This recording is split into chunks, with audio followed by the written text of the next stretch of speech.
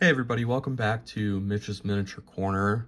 What's up YouTube? It's been a little while since I've been around, and the reason for that being is I actually grew my family by one member.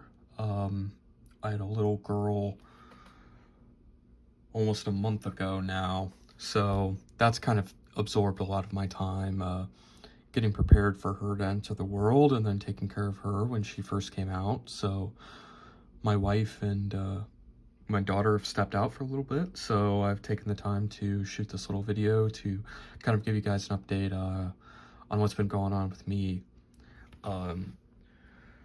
First and foremost, the thing that I wanted to talk about most today was I purchased this bag of late Roman Cataphracts. You get 16 late Roman Cataphracts. The difference between this and some of their other later Roman kits from Victrix is they don't have as many options. They're unarmored and armored infantry, and some of their other cavalry kits, if I'm not mistaken, you can build Goths and Romano-British and stuff out of their kits, but the sprues for the Cataphracts pretty much just make Roman looking dudes. You've got sort of Roman helmets, at least to me, they look pretty Roman, and then some of these are more Eastern, I guess, in stylings, but they only go on this one body, this RB1A, RB1B, and you only get, I think, 4 of these in the entire kit, so you're not going to make Parthian or Sassanid Persian heavy cavalry out of this. But the reason why I say all this is because I'm using them to make Seleucid Cataphracts, obviously. And pretty much the only thing I am able to do, basically, is swap out some of the sidearms, and the heads are really the only options for conversion on these guys, unfortunately. I think they're passable for the period. The armor on both the men and horse is probably not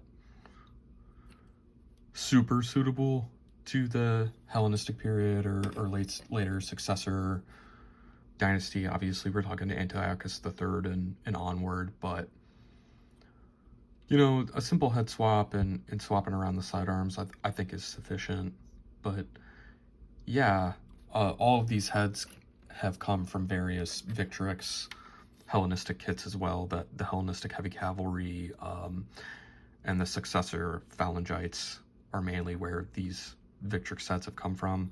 I think a couple of them actually have come from the Republican Roman cavalry, because that kit also has just a wealth of heads, but most of these are from their other Hellenistic kits.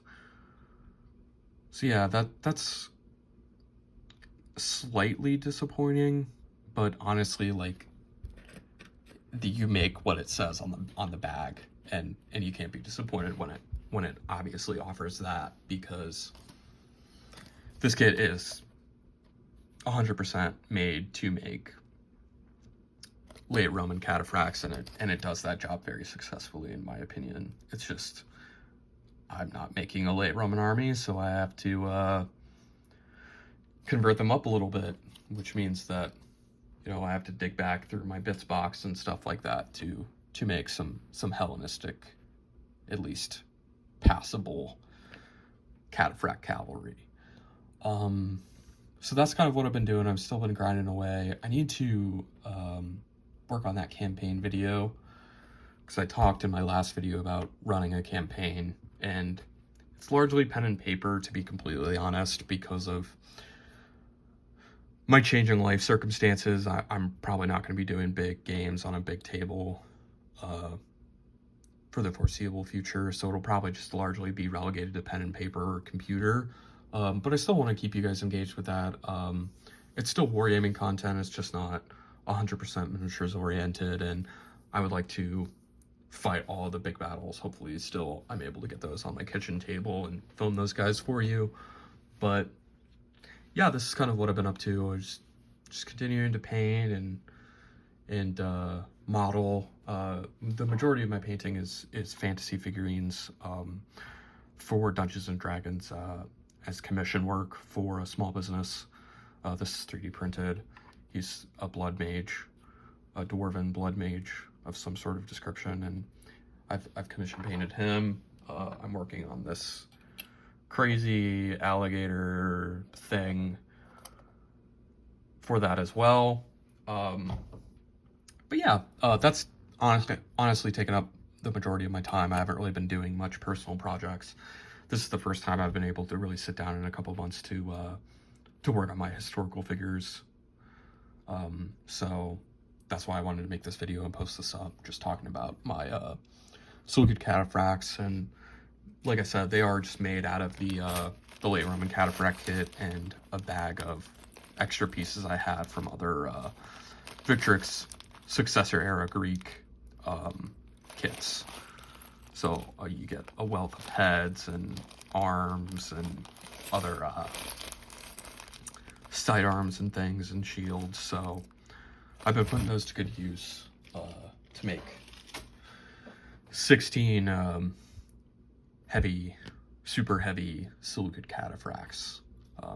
I built all the horses. I have yet to build the rest of the riders. But yeah, that's kind of just what I've been working on.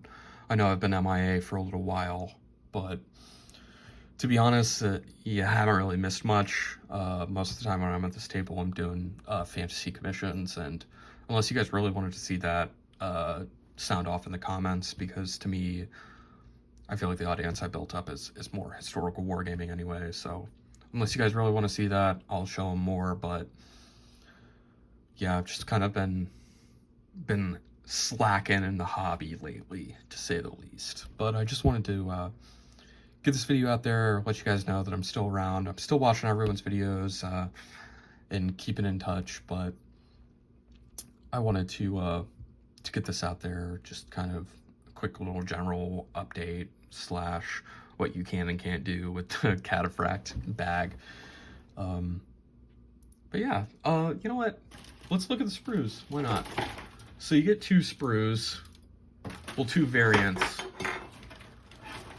of a sprue in the kit. You get a horse sprue, which, because I built all the horses, has nothing on it but extra heads.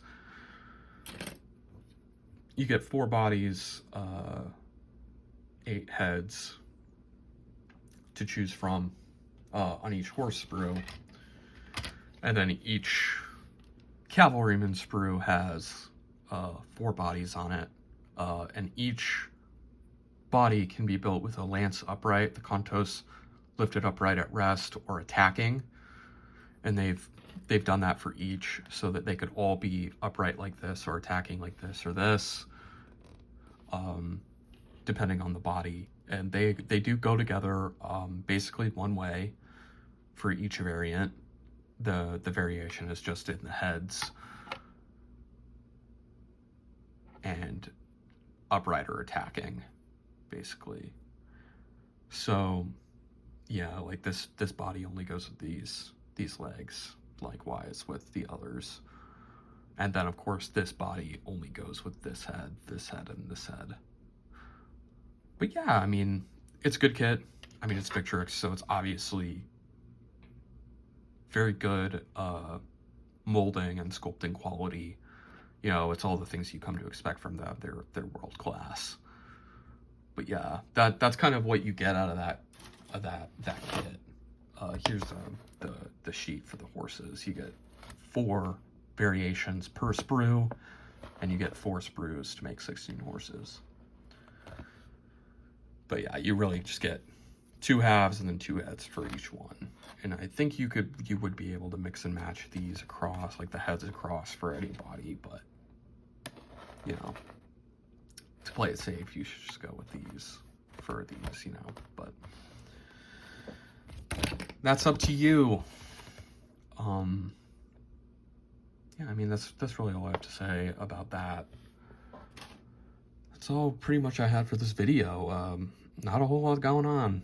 So obviously just let me know. Keep posting videos. I do watch them quite regularly, interact with all you guys in that way, and stay up abreast of the hobby that way. But yeah, I just haven't been able to post on my own channel for a while. So this is kind of what I've been doing, and it's been kind of slow, to be completely honest, when it comes to my personal building and painting. So I hope to give you guys a brief on where my campaign is here soon. And until the next time, happy wargaming, be safe, and God bless.